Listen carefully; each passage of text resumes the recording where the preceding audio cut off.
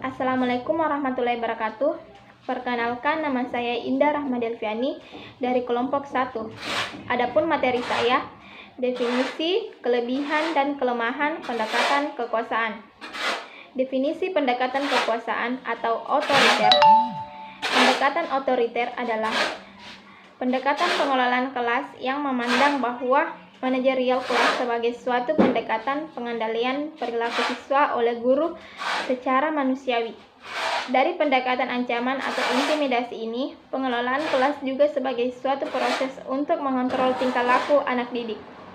Tujuan guru yang utama adalah mengendalikan perilaku peserta didik, karena gurulah paling mengetahui dan berurusan dengan peserta didik.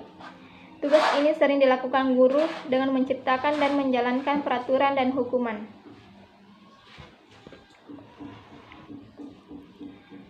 Kelebihan pendekatan kekuasaan atau otoriter ada 10. 1. Pendekatan otoriter, terciptanya ketertiban dalam kelas. 2. Pendekatan intimidasi, siswa menjadi patuh terhadap apa yang disampaikan dan diperintahkan guru sehingga tercipta suasana kelas yang tertib. 3. Pendekatan permisif, tumbuhnya demokrasi dalam kelas, suasana belajar yang tidak terlalu tegang sehingga siswa juga nyaman di dalam proses belajar mengajar. 4. Pendekatan buku masak. Pendekatan ini memiliki pernyataan yang khas sehingga menjadi dorongan bagi diri sendiri untuk mengendalikan perilaku, mana yang baik dan buruk, mana yang perlu dan tidak perlu. 5. Pendekatan instruksional, mencegah timbulnya masalah manajerial dan memecahkan masalah manajerial kelas. 6. Pendekatan pengubahan perilaku. Keunggulan dari pendekatan ini menawarkan bentuk-bentuk pembelajaran yang menarik bagi peserta didik seperti penggunaan model, sistem hadiah, kontrak perilaku, jatah perilaku, dan lain-lain. 7. Pendekatan iklim sosio-emosional, membantu siswa dalam menilai atau berpendapat tentang perilakunya situasi yang telah dianalisis. 8. Pendekatan proses kelompok, melatih siswa dalam mengembangkan sikap kepemimpinan, kerjasama, komunikasi. 9. Pendekatan eklektik. Pendekatan ini kompleks, biasanya banyak digunakan oleh guru karena guru dapat memilih strategi manajemen kelas yang dihadapinya. 10. Pendekatan analitik pluralistik.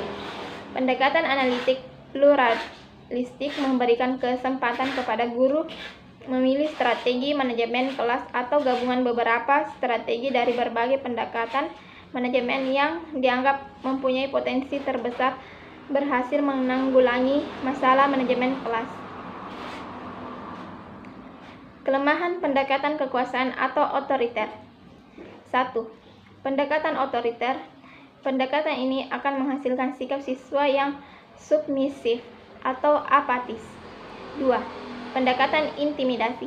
Penggunaan pendekatan ini hanya bersifat pemecahan masalah secara sementara dan hanya menangani gejala-gejala masalahnya, bukan masalahnya itu sendiri. 3. Pendekatan permisif. Pendekatan ini kurang menyadari bahwa sekolah dan kelas adalah sistem sosial yang memiliki peranata-peranata sosial. 4. Pendekatan buku masak. Pendekatan ini cenderung menumbuhkan sikap reaktif pada diri guru dalam manajemen ini.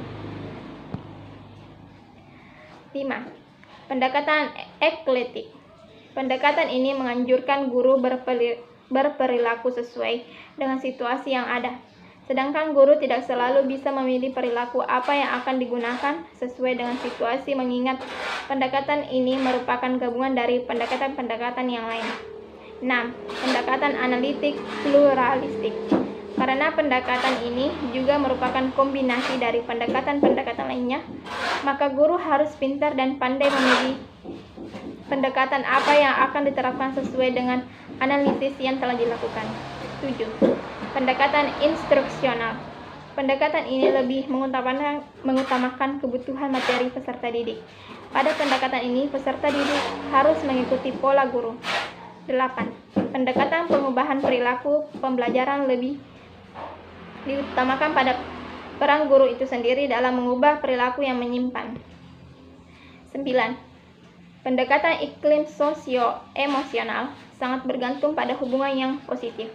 Jadi bagaimana seorang guru tersebut melakukan tindakan pendekatan dengan cara penyuluhan dan hal itu kurang relevan dalam menciptakan lingkungan belajar yang efektif. 10. Pendekatan prinsip kelompok. Dalam kelompok biasanya akan ada siswa yang aktif dan pasif.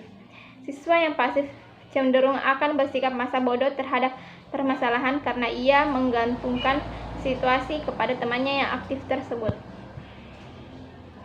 Sekian dan terima kasih dari saya. Wassalamualaikum warahmatullahi wabarakatuh.